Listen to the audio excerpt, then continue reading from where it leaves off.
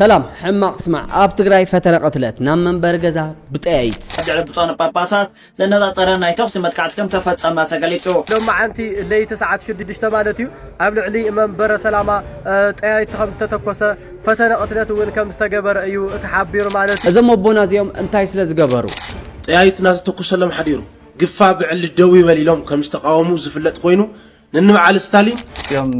يغريتات كل خونو بوزيديم قصلو قوامه يلم طريقهم لهم صنحو كريم خلت مع 3 ساعات خنوا منا استي زعبازي كنرينا از طرح يكون ጌታቸው ረዳውን አብ አዲስ አበባ زعبا ዝሰሩ ዘለው ተጋሩ አብ አዲስ አበባ አብ ሓደ ምሽት ልዕሊ 300 ዝኾኑ ተወለድቲ ትግራይ ተኣሲሮም ከም ዝነበሩ አይተጌታቸው ረዳ አፍሊጦም በአንድ ምሽት ብቻ 300 አካባቢ የትግራይ ተወላጆች ታስረው ነበር ከመውን ካብ ትግራይ ግፋ እና ተቃወሙ እዮም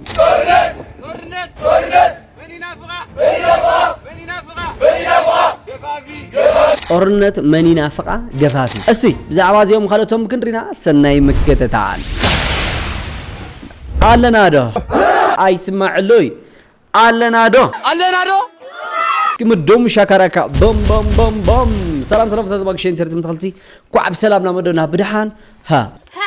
متصاهو What's happening? أكما كم جرت جر أهلا وسهلا كيف حالكم نيهاو ناب تشاينا نقام معتني ناب سوا مدونا جميرنا جلنا قلبنا بدنا ما خدنا نزل حدش لهم سبسكرايب قارهم كي ترسقكم ودما نزل فيديو زي لايك أو كلهم لايك كبروا عايزهم بايزوا حد ساعات لايك المجوار زفرح ساعات له أي تفرحوا نقول كتفرحوا نقفا فرحهم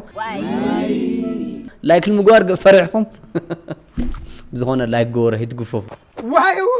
تحتاي معكم شوف تخلتي لو من كم ترموا او زلون ازرب زلو زعبتات كنرينا كمو بتعملوا زناقعون فيديوهات دما تداليهم لو صوتهم كنسقينا لو كتغينوا ماكينه كدان قدل بالدماغ دانا كنقددينا كدانكم قددوا عبد السلام مصور لنا channel بدحان مصاهم تغرني اتوانو حاتي بلا فالاي نقصل اشوف توتالتي استكام ماتو كوننا حدا زطفأ حصان قول علنا كلهم شير غبروا ولدو لكريو استي اذا فيديو زي اندرا ابي عدي زطفوكم انتهليكم او سلك زيك نقمطلكم هنا او زنيون يشقلع وردا على قرارو حزنا يلنا لترافيك تركبنا لنا نزغل عزيز زطفوكم تهليو 09 35 43 22 وردا على قرارو حزنا يلنا اشوف تقتلتي استينا ولدك بصح كمون هصان قلعه اب شنقت سلازلو كلهم لايك غبروا شير غبروا ولدو لكريو بالغصل ذات ريوا زلهم حفتنا كابا ودات توتيو بحري انت ايو تبايلا ذهبتو مبرهين اسمع كابنا يودات لمتشكي بحريات كم عند بحريات انا ودات لمتشكي بحريات اي ازرق قليل جبع هاي هذا اقوالات جن فقري حاليات خوري غريفنا يخن بقى حدا ودي جبات هالي وغنزب تالي وصقم يولي بتاع مكفوت يخم تبلا استي تودس اوكي غنزب له وسخاتكم انت يالك جيتا فريتا راسي زي ازرق قليل جبع راسي خلص ازرق قليل جبع استي اذا فيديو زي او نماغي شو شير غبورلنا تواهيلو له نسمع شقال هذا كندا نورت موز بحنباشة العرايا تعمل لي يا دي صادق اني موز بدابو تموز لو دخل صبوي بحنباشة موز لو على خطاي واه دولو موز بدابو امي معقيتنا بلا كندا كفت اترى لا تا لما شو صعلنا يا كندا نورقا موز بحنباشة يا سفر واه حق دي حوات او كندا اكلنا نرخص موز بباني بدابو بحنباشا او كندا واي يا سيدي جاني اونان انا حواتي قريتا غور لي انا كندا هم يمسلني كيك تولعو برجر بيزا تولعو يمسلني لك حدا سوات لهم انا عدنا نغير ندرسعي لهم تناورا له خبير سللغوني بايزوي كندا نورت موز بحنباشا العرايا تعمل لي حفتيناتي نعينا عدخي يكون فيك ترديني نعي انا ناوك مص نقاير بليز تاي معزي كل علي علوا حدا خلت اولسي ماشي كلمه مرخابك بتكست قال بكل بلا تشفاچف قال مش عدمي ناتي هي بزي بتكست مالتي قال ايش مسرخب كاين بديحرقو فقود مزناقعن بقولوا كافن كلاب انجلا فاكخ انجلا خان مسبولو بالعصعص مسبولو اجلا بدي فالار مسبركا و نسخك حويها دفوتو حوي كم قدم قال خم خون دلنيره بقى خم حوي جلا انا حفت نسيني حفت سيني لك يلا سلفاف عش هو زي ابا يزوي حقهم يمزم حواتنا زيهم حدا اول دلوا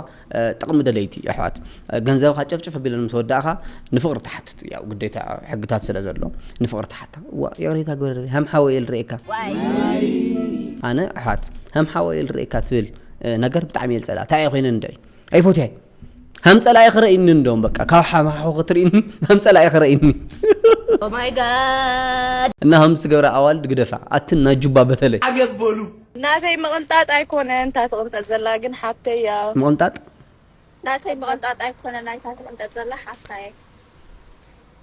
ናተይ መቅንጣጥ ኣይኮነን ታትቅንጠጥ ዘላ ግን መሓዛይ መቅንጣጥ ታይ ማለት ይሓት ቀለበት መእሳር ዶ ይኾን ወይ ሽምግልና መልአኽ ዶ ይኾን ብና አይ ቲንክ ኤርትራውያን ዘን ሓዋትና ዜና ታይ መቅንጣጥ ናተይ መቅንጣጥ ኣይኮነን ታትቅንጠጥ ዘላ ግን መሓዛይ ያ ታትቅንጠጥላ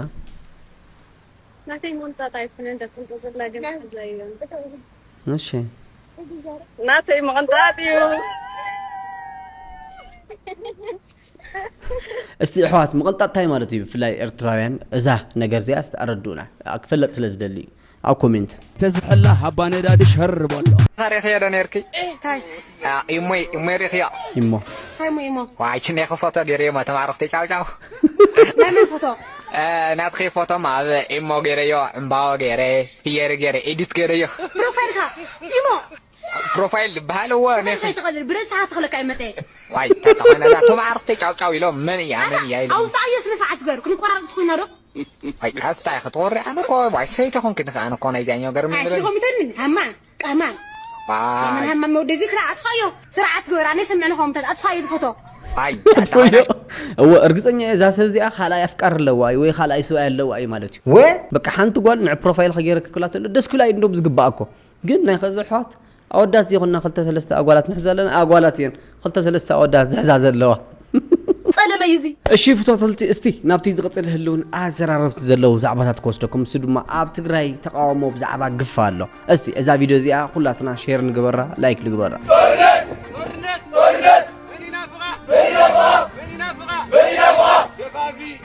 ጦርነት መን ይናፍቃ ገፋፊ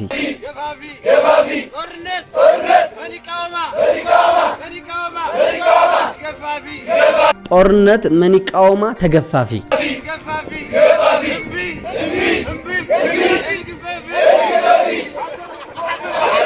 እሺ ተፈልቲ ከም ተዕዘብዎ ዘለኹም ይዞም ኣሕዋትና እዚኦም ኣብ ትግራይ ኮይኖም ግፋ ጠጠው ይበል እናወልዮም እናተቃወምዮም እኳ ዳስ እቲ ዲያስፖራ ግን ንምንታይ እዩ ድምጽ ዘይኾኖም ንዞም ኣሕዋትና እዚኦም ሓደ ኣሕዋትና ኣለው ከመስገንኹም ክሓልፍ ይደሊ ካብ ኣርቲስታት ጀሚርካ ካብ ቲክቶከራት ጀሚርካ ተቃወሞ ኣሎ ብዛዕባ ግፋ ግን ሓደ ዲያስፖራ ግን ስቁታ እየመሪጾም ንምንታይ ከም ዝኾነ ኣይርደንን እስቲ እዚ ሓውና ዝውን ጽቡቕ ገይሩ ገሊጽዎ ኣሎ ንስማዕ ሰላም ወደይ ክመጽ ኢላው ገዛ ድራር ሰሪሓን ትጽበዶ ወደ خسي اي مسي غفيفو ميم يلي تچوي يلي زيناسي اي تسمعوا مبال منم بوليتيكا يخوني بوليتيكا لغانيو ليز مالت همزي لم دمص لخونه حواتنا على السوشيال ميديا فوتو ام غيركم نابل سغنا تلاخت غلي لكم تساقو مريناسي بتعمي غريمنا انا مالت حاله سبسي بلاي دليتون حدا وطات نامغفاف ميوت تحلي وسي هامو يتغورني اي تغففني نامال تسبخس حملكم ميوت يولي لكم تحاسب بهامي ملك عز مسبل تقنا من لا اخ لغانيكم مالتي حدا سبسنا لي فولطو طورنت تچوي خاص اي توسدو مال ازي بقى ناوي مخناوي هم لوسدوم لو سدلي نفلطينا كا همزاو ليبيا تخدتلو وطاتات ولو يقطقطلو كولاريتو ميوصلينا دمس نخونينا تماساسالي زي كاو ليبيا متفا ليبيا ندوم يحشقشتو هاي خاص يسدخ مكنياتهم خذ ساعات سينا من يطورنت يوم لوسدوم لو للنجر كنت حاسه همز صمتلو بزا مريت تساويكم مريت حمراتولو እርግጠኛ ድኹም ናብ መሬት ሕመራ እዮም ልወስድዎም ለው ሊል ነገር ሲ ናጋን ኮስቲ ይቆም ለንኩም ዘንቆልዑ እዚኦም እንደ ዓይነት ፖለቲካ እኔ ትግራይ በኤርትራ በኩል ይወሰዱ በሱዳን ተራዩ ፍሊ ኃይል ነው ፋኖ ልባሃል ነው እንደ ዓይነት ፖለቲካ እኔ ላዊኦም ልወስድዎም ለው ካውስ በድፍረት ሶሻል ሚዲያ ወጽኦም መራርሓ ዓበይቲ ለባሉ ብዕድመ ለዓዊስ አሚና አይናም በይስ ማንም ሰብ ልገፈፎም የለ ይትሉ ማለት ታይልኩም አሚንኩም ማለት እዩ قدمي 3 عامات እሚና ሸዊድና ወሲድና በረኻ ናብ ከተማ ምስእተይና እግሮም ዝተቆረጹ ለመንቲ ጌርና ጽርግያ ሸንዲናዮም ናዞም ተሰው ወዴታቶም ለለ ብጥሜት ሃም ልሞታ ኣብ ጽርግያ ወጽና ሃም ልምና ጌርናዮም ሓደ ነጥብ ምናምን ሚልዮን ህዝቢ ኣብ በረኻ ተሰዲድና ሃለ ንሕናስ ናይ ባዕልና ፖለቲካ ናራመድና ንባእስ ነርና ኢልኩም ሃምልኩም ዲኩም ኣሚንኩም ማለት እዩ እዚ ናርኤ ባዕንስ ኣሚን ልኸል ሰብ ነዮ ማለት እዚ ሰብ ለይኾነ እምኒ ክኾን ነይዎም በዚ ናርኤና ምግዳል ልኸል ሰብ ላየ ሰብ ይኾን እና መሬት ኣይተወሉ ዜር ሃቦም ቶም ተፈናቀልት ለስደቶም ይሕፀረሎም እግዚአብሔር ወጣት ደም ፈሲሱ ክንምለስ እንደሊ እንቋዓወሉ ለባማተም ፖለቲካ መሸቀጭ ቆመቱ ጎርዎ በሰላምና ክንምለስ እንደሊና ማንም ወጣት ደም ፈሲሱስ አቲና ይነርስ ራስ ነጸና ይደም ተወዲያና ያ خزلሎም ለናጋለን ይብላ ንሕና ወጣት ብለይድለይቱ አይትልፈፉ ወቃ መውቱ ያይጋደሊ አውዲ ፎልጦ ና ፖለቲካ ጦርነት አይሞት ይማል መውት ነው ወይ ገና ድምጽ ምዃን ነቀጸደና ስኹም ምግፋፍተ ለሐድልኩም ማለት እሺ ፍትልቲ እሳሐውና እዚ ከመስገን ፎ ከሐልፈ ይደሊ ብፍላይ ኣብ ዲያስፖራ እዩ ዘሎ ሕሰዎ እሱ ኣብ ጽቡቕ ዓዲ ዋላ እኳ ተኾነ እሓቱ እቲ መንእሰይ ግን ኣብ ትግራይ እዩ ዘሎ ስለዚ ኣብ ትግራይ ዝፍጠር ዘሎ ሕድሕድ ነገር ከተሓሳስበና እዩ ዝግበአና ምናልባት እስኻትኩም ኣብ ጽቡቕ ኩነታት ክትውሉ ትኽእሉ ኢኹም ግን እቲ ኣብ ትግራይ ዘሎ ክወጽእ ዘይከኣለ መንእሰይ ግን ድምጽ ኩኑና እዩ ዝብል ዘሎ ስለዚ ከምዚ ዓይነት ቪድዮታት ኣድላይ ኮይኑ ይስምዓኒ ብልቕጽል ድማ ብፍላይ ሓደ ሰባት ኣለዉ ናይዚ ኣካል ስርዓት ይኹን ናይ ዙብ ገፍቲ ስርዓት ይኹን ግፋ ተጠው ይበል ኢሉ ተዛረበ ዋ ናይ አቢ ተጋሩ ብልጽግና ኢኹም ዝውሉ ሰባት ኣለውና ትማለውን ገሊጸ የነረ ኣብ ዝሓለፈ መደበይ ንሕወሓት ምቋም ግድን ይኹን ኣባል ብልጽግና ክኾን ዘለኒ ኣነ ብግለይ ሓደ ብትግራይ ግፋ ተጠው ይበል ክብል ተሎ አቢ ከፊልዎ እዩ ማለት ይኾናል እቲ ሰብኣውነት እዩ እቲ ኣብ ትግራይ ዝግበር ዘሎ እዩ ስለዚ ግድን ንአቢ ተጸሪፈ ኣነ ኸዝስ ኣባል ሕወሓት የማለት ይኾነ ወይ ድማ ለሕወሓት ተጻሪፈ ኣባል ብልጽግና ማለት ይኾነ እዚ ምስ ፖለቲካ ዘተሓዝ ነገር እውን የብሉን እቲ ኣብ ትግራይ ዝግበር ዘሎ ግፋ ኸዝውን ጠጠው ክብል ኣለዎ ኣይ ንሕና ጠጠው ይነብልን መንእሰይ ክንገፍፍና ትብሉ እንትኾንኩም ድማ ንሕና እውን ጠጠው ይነብልን ንመንእሰይ ድምጽ ክንኾኖም ኢና እሺ ፍትልቲ እስቲ ናብቲ ዝቕጽል መደብ ድማ ከወስደኩም እሱ ድማ ጌታቸው ረዳ ኣብ አዲስ አበባ ዘለው ተጋሩ ከምዚ ዝሰሩ ዘለው ተዛሪቡ ነይሩ እስቲ እዛ ቪዲዮ እዚያ እንከታተል ከትግራይ ውስጥ የውትድርና ገፈፋ ፈርቶ የሚመጣ ሰው ተፈናቃይ ነው ለኔ ስራ ፍላጋ ለሚመጣው ባለፈው ከፌደራል ከአዲስ አበባ ፖሊስ ከፌደራል ፖሊስ ጋር ብዙ የትግራይ ተወላጆች እየታሰሩ ነው የሚል ዝርዝር መጣልኝና ስንወያይ አንዳንዱ ያስደነግጣል በአጭር ጊዜ ውስጥ ኦፍ ኮርስ ኢንጌጅመንት ስላለና አሁን ቋሚ ኢንጌጅመንት ስላለና አልግባብ የታሰሩ ሰዎችን ማስፈታት ላይ ቶሎ እንገናኛለን ግን አንድ ቦታ አንድ ክፍለ ከተማ ለሚኩራ አይመስልኝም በአንድ ምሽት ብቻ 300 አካባቢ የትግራይ ተወላጆች ታስረው ነበር ከዛ ውስጥ 9 ብቻ ናቸው ሌላ የክሪሚናል የሚመስል ነገር አላቸው ተብለው ሊቆዩ የተደረጉት አንዱ እንደውም የኔን ወዳጅ ስልክ ሰርቆ ነው የተያዘው ግን ብዙዎቹ ንጹሃን ናቸው ተፈናቃዮች ናቸው ግን መኖሪያ ስለሌላቸው አንድ ቦታ ውስጥ አንድ ቤት ውስጥ ባስሮች የሚቆጠሩ ሰዎች ናቸው በአንድ ቤት ውስጥ ነው ሶ አንዳንዱ ፖሊስ የእንጀራ ምንጭ ያደርገዋል ድንገት አስረህ ብትደራደር አገኛለሁ የሚል አንዳንዱ ሌጂስሜትሊ የሚያጠራጥር ነገር ስላየ ሊያደርገው ይችላል ሆኖም ግን ተደራጅተን ትግራይ ውስጥ ያለውን ክራይሲስ ካላስቆምን በስተቀር ከትግራይ በመኮብለል ብቻ የሚፈታ ችግር የለም ሶ ሚዲያ በዚህ ደረጃ ህብረተሰቡን ማንቃት መቻል አለበት የታዩ ችግሮች ካሉ መፍትሄ እንዲገኝላቸው ኢሚዲየትሊ ሀቅ እንዲወጣ ማድረግ መስራት ያለባቸው ስራዎች እንዲሰሩ ለማድረግ ትልቅ ነገር ማድረግ ከሁሉም በላይ ግን የትግራይ የህልውና አደጋ በመፍጠር ረገድ አሁንም ለማንኛውም ችግር ምንድነው የሚሉት ፈረንጆች መዶሻ ለያዘ ሰው ሁሉም ችግር መስማር ይመስለዋል ነው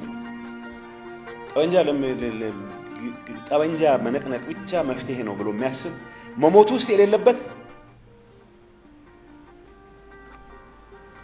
የሰዎች ሞትና ምን ስታቲስቲክስ ነው ቁጥር ነው እኔ ነግራችኋለሁ ሲነገረን ይሄን ያክል መስዋዕት አለ ሲባል የፊት ኤክስፕሬሽን ሳይቀር ስጋት የለውም ጭንቀት የለውም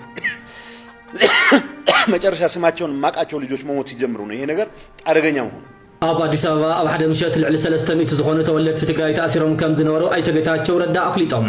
ኣይተ ጌታቸው ረዳ ከም ዝበልዎ ካብ ትግራይ ዝመፁ ዘለዉ ስራሕ ኣልሻ ዘይኮነስ ግፋእ ፈሪሖም እዮም ዝመፁ ዘለዉ ስለዚ እዚኣቶም ንዓይ ተፈናቐልቲ እዮም ኢሎም ብምግላጾም ናይ ብዙሓት ቀልቢ ስሒቡ ይርከብ ብዙሓት ናይ ትግራይ ተወለድቲ እሰር ኣለዉ ዝብል ሪፖርት ዝቐረበሎም ኣይተ ጌታቸው ረዳ ኣብ ቀረባ እዋን ምስ ፌደራልን ናይ ኣዲስ ኣበባ ፖሊስን ድርብ ድሕሪ ምግባር ብዘይ ኣግባብ ተኣሲሮም ዝነበሩ ተፈናቐልቲ ከም ዝተፈትሑ ኣፍሊጦም እዮም ምስ ዝምልከቶም ኣካላት ክንጋነ ኢና ነገር ግን ኣብ ለሚ ኩራ ክፍለ ከተማ ብሓደ ምሸት 300 ዝኾኑ ናይ ትግራይ ተወለድቲ ተኣሲሮም ነይሮም ካብቶም 300 እቶም 9 ሰባት ብወንጀል ተጠርጢሮም ዘይተፈትሑ ዝተረፉ እንትኾኑ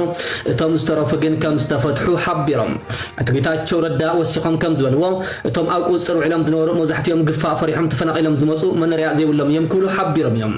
ኣብዚ ሕዚ እዋን ኣብ ሓደ ገዛ ብዙሓት ተጋሩ እናነበሩ ከም ዝርከቡ ድማ ኣብራህርዮም እዮም ክቡራትን ክቡራንን ጉዳይ ኣይተ ጌታቸው ረዳ ከመይ ርኢኹሞ ሓሳባትኩም ኣካፍሉና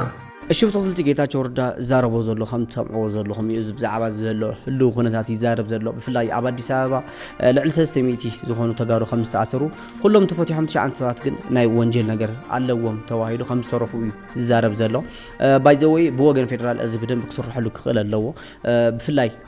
زخونو كينات فرح خلا عدلا ادي سابا مصيخا كتسر كتغفف يبلخان كمو دما نصو سب تخون خا بفلاي خمسه عينت منجلت كغاطم يولي بهاليه الشوف تطلتي استي نابتي زقصل سبر زينا زوصونا له عازي زحزن سبر زينا ابل علي ابوتات بيت كهنه تግራይ ፈተነ ቅትለት 5 ተካይደ ሰሚዕና ኣለና ቤት ጽፈት መንበረ ሰላም ሃላዕለዋይ ቤት ክህነት ኦርቶዶክስ ተዋህዶ ቤተክርስቲያን ትግራይ ኣብ ከተማ አክሱም አብል ዕሊ ላዕለውት ሊቃነ ጳጳሳት እታ ቤተክርስቲያን ዘነጻጸረ ሓደገኛ ፈተነ ቅትለት ወይ ድማ ቅንጸላ ከም ዝተፈጸመ በወግዓው መግለጽውን አውጪሎ በመሰረት እቲ መግለጺ እዚ ዝተፈጸመ ሎም ለይቲ 1 ሐምለ 2018 ዓመተ ምህረት ለይቲ ሰዓት 6 ፈረቃ እዩ ተፈጽሙ ዘሎ እቲ ናይ ተኩስ መጥቃዕቲ ብፍላይ ኣብ ልዕሊ ብፁዕ አቡነ ናትናኤልን ዋና ጸሓፊ ቅዱስ ሲኖዶስ ዝኾኑ ብፁዕ አቡነ አረጋውን ንምቅንጻል ዝተገበረ ፈተነ እዩ በቲ ዝተገበረ ናይ ተኩስ ፈተነ ኣብ ልዕሊ እቶም ብፁዓን አቦታት ዝበጽሐ ዝኾነ ይኹን አካላዊ ጉድኣት ወይ ድማ ህይወት የለን ኩሎም ደህና እዮም ነዚ ጽዩፍ አሰንባሪ ተግባር ብጽኑዕ ብምኹናን ኣብ ልዕሊ አቦታትና ዝተገበረ ፍጻመ ንኩሉ ምእመናን ዝሕዝን እዩ እስቲ እዛ ቪድዮ እዚ አንከታተል በጣዕሚው ዝሕዝን ኣብ ቅድስ ከተማ አክሱም ኣብ መንበረ ሰላማ ናብ ሓደ ሐምለ ዘወግሕ ሰዓት 6:33 ናይ ለይቲ ኣብ ልዕሊ ብፁዓን ጳጳሳት ዘነጻጸረ ናይ ተኩስ መጥቃዕቲ ከም ተፈጸመ ተገሊጹ እዚ ኣብ ልዕሊ ብፁዓን ናትናኤልን ብፁዓን አረጋው ዝተገበረ ናይ ቅትለት ፈተነ ቅድስ ከተማ አክሱምን ህዝባን ፈጺሙ ኣይውክልን ኣብ ልዕሊ ብፁዓን አባታት ዝበጽሐ ጉዳት እኳ እንተዘየለ ማሕውጠታ ከተማ ግን ነዚ ጉዳይ ኣብ ምጽራይም ዝርከቡ ንጽያፍ ተግባር ዝፈጸሙ አካላት ተፈሊጦም ናብ ሕግን ምቕራብ ድማ ናይ ኩሉ ምእመን ሓላፍነትን መተባበርን የድሊ الشوف تطلتي كم تسمعوا زلقومي ازي زحزن حما اسمع زبليو لمون ابوتاتنا فتنه قتلت خمس تغور لومينا نسمع زلنا استي توساخيت فيديو ولا نكتاتل لومي كاب تግራይ ዝሰማዕናዮ عزيو زحزن زينا لما عنتي ليت ساعات 6 ማለት እዩ ኣብ ልዕሊ መንበረ ሰላማ ጠያይት ከም ተተኮሰ ፈተነ ቅትለት ወን ከም ዝተገበረ እዩ ተሓቢሩ ማለት እዩ እዚ እንሆ ባዕሉ እቱ ቤት ጽሕፈት መንበረ ሰላማ ከሳቴ ብርሃነ ላዕለዋይ ቤት ክህነት ኦርቶዶክስ ተዋህዶ ቤተክርስቲያን ትግራይ ባዕሉ መግለጽ አውጽኡ አረጋግጸለ ማለት እዩ እዚ ለማ عنتي ኣብ መንበረ ሰላማ ኦርቶዶክስ ተዋህዶ ቤተክርስቲያን ትግራይ ኣብቶም ብፁዕ አቡነ ናትናኤል ብፁዕ አቡነ አረጋዊ ኣብ ክልቲኦም ዘነጻጸረ ጥቃዓት ከም ዝተፈጸመ ኣብ ልዕሊ 6 ሰዓት ለይት ማለት እዩ ሎም ሐምለ ባሕቲ ለይት ሰዓት 6 فرقان ኣብ ልዕሊኦም ጠያይት ከም ዝተተኮሰ እዩ ባዕሎም ከም ትሪእዎ ዘለኹም ኣብ ታሕተኸም ጠልኩም የት መግለጺ ብኸም መልክዕ ከም ዝተፈጸመም ወይ ከዓ ኦሬዲ ፈተነ ቅትለት ከም ዝተፈጸመ እዩ ተሓቢሩ ማለት እዩ እዚ ብጣዕሚ ዝሕፍር ሓደ ሰብ ጉድለት ይሃልዎ ብዘየገድስ ኩሉ ጉድለት ኣለዎ ነገር ግን ብጥይት ዝፍታሕ ነገር የለን ማለት እዩ እዚ እውን እዚ ዝገበረ እዚ ተጻሪዩ ናብ ሕጊ ክቀርብ ይግባእ ኩላትና እውን ክንቃወሞ ኣለና ማለት እዩ ዓድና ናብ ከምዚ ዓይነት ኩነታት ከተምርሕ ኣይግባእ ኣብ ልዕሊ ቦታትና ከምዚ ዓይነት ነገር ምፍጻሙ ብጣዕሚ እዩ ዝሕዝን ማለት እዩ الشوف تطلتي كم تسمعوا زلهم عزيز حزن يزي عبد تقرين سمعوا زلنا زقبر زلو باي ذا واي فتنه قتلت بمغوار بمچواي بمقتال لمص مفتح يلن اذا مبونا زيوم انت ايام بديلو يا بزحت سوات حتى كلكم يخوليم اذا مبونا زيوم ابزي قربا معالتي غفا تطو يبليلهم تزاريبهم نيرم فلاي اب بيتكسان اتيكم اي تكففوا يلهم نيرم استي اذا فيديو زي نكتاتل اب بيتكسان تعاقبهم او زمهار مساعد دمو زي بزي امنتهم بزي رديتهم بزيد اللي من قدي يوم أوزي حسبه وسعات ليتنا أتخا تمهارو موساد تمهارو مكفاف يرأى خمس الله نسمعن نرد أنا لنا زي بتعمي كخنن كوجز قبا كفو حسابي أنا زي أنت سمع كل ساعات أو تردد كل ساعات زمان درجة دو تملي شيء خواني لهون تملي سخ حسب جميل እሺው ተልቲ እዞም አቦና ከም ተዕዘብዎ ዘለኹም ግፋ ተቃይሞም ኣለዉ ብልቕፅሉን ከም ልበዓል ስታሊን እውን ይቕሬታ ክትሓትለኩም ኣብዚ 2-3 መዓልቲ ተዋሂሉ እውን ተፈኪሩሎም እዩ እስቲ እዛ ቪድዮ እዚኣ ወይ ንገዛተል ናይ አቡናትናኤል ዘረባ ኣነ መፂኦም ይቕሬታት ኩሉ ኮኑ ብዙ ደም ቁፅሉ ቅዋመ እዩ ኢሎም ጠሪቆም ለም ፀንሑ ክሪኦም 2-3 መዓልቲ ክንዎም ኢና الشوف تقدر كم تعزبوا زلهم اللي بعد ستالين ون يقريتها كحتى قلت 3 مع تعدل كنومينا إلو نيرو بالقتل زي فتنا قتلت تجور له زعبا ذا قفا سلسة عوم يوم زبل حواتنا ونلو ذا فيديو زي أول كتاتر منبر السلامة مرحتي فتنا قتلت كم استجوره كاب كتما خصوم زوج له زيناتات على العلي منبر السلامة مرحتي فتنا قتلت كم استجوره لو ما أنتي من شتات لا يحبروا له أتي فتنا قتلت استجبرت مالي ليتي ناولومي على تحدى زوجح كبابي شدشان فرقانيو طيايتي نامن برغز أمنا تكوس خمس حدرة أو العلي بتصو أبونا ناتنايلن أو العلي بتصو أبونا أرجاونيو صحفي منبر السلامة طيايت نات تكوس لهم حديرو استجبار زي قرم حزي بتصو أبونا ناتنايل قفا بعل الدوي وليلهم خمس تقاوموا زفلت قوينو ننو على ستالين أزوم أبوزي أوز قربا 3 معلتي يقرتا تزيحاتيتهم نو علم حدقا خمس مصومون ننو على ستالين أميديا تقتيرهم يزارو نيرهم ازي تقبار زي بالطعمي حدقنيا تقباري قبل علي نهايمانة بوتات كمزي فتنا قتلت مقبار أما برغز مسلتات يوصلو بالطعمي جيغا أيو نغر زي هزو خصوم بملؤ كقاومون نيو بملؤ هزو تقرايون كقاومون نيو استقبار زي لكع يخونن زمشات زي قفاس تقاومه أمرحت هايمانتكم تشكونوا نتب تحت زلسب كمي خمس جورو فلوتيو سلامنا عدنا الشيء فتطلتي كم تعذبوا زلهم عب تقراي بسخت عادي تقراي نادى يتختلا نأبوتاتنا زي تخبر تقراي بسخت عادي بفلاي زي تيت توكيسو زبحال زلو أكل مني شكا عزا مصراي زلو ولات نايم تخوينو ناميدا يوصوا ياو منتو يتفلتني لهم شفتونا بلهم يوم حالفو إذا ما بونا زي نمنتاي قدم زا فيديو زي عفتنا قتلت زي ما تصميرو نمنتاي تي زي تكوسهم نيرو جند ما دحرزا قفام قوامهم جن كم تعذبوا زلهم نامن بريئم جزا بتأيد 5 تكوسة فتن قتلت 5 تجور له من نسمع زلنا عزيز حزني تي أب تقرأ زلوا سرعات أنت عيل سرح زلوا نايب حكي 5 يوم زولوا أبوتات سلز تناجروا سلز تقاوموا بتأيد بمقتال وي بمأسر لمس لو تيجلن خزون خلاتنا إذا جرز كن خنون إنه يزجبنا إذا أب تقرأ زلوا سرعات بمأسر بمشواي بتأيد بمتكواس فتن قتلت بمجار بمفرح لو تيمتسن خزون نظام أبوتاتنا فتحي ندلينا كمون نظام أبونا زيهم بتقيتن فتنا قتلت زجبرة أكل ناب حقك قرب لو بهالية أشوف تقتلتي أنا لما أنت مدينا أزم السنيرو أبزغت الفيديو كأن جاني متشهم ببلغهم سلام كون لي السياق